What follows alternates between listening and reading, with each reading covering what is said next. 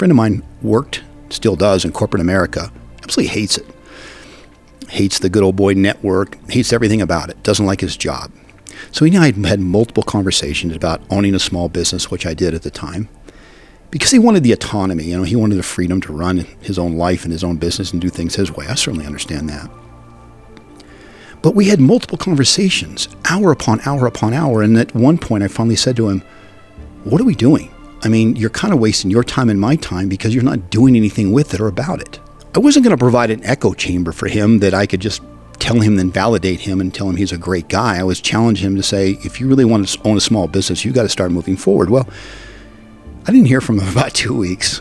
He finally called me one day and said, Brad, he said, I've kind of realized why I'm fearful of doing that. In my culture, shame is a big thing. You don't shame your name, you don't shame your family, you don't shame yourself. We come from a culture of doctors and lawyers, but we certainly in the business, we don't take risks. They're going to put us at the point where we may go bankrupt. That brings shame upon us and shame upon the family.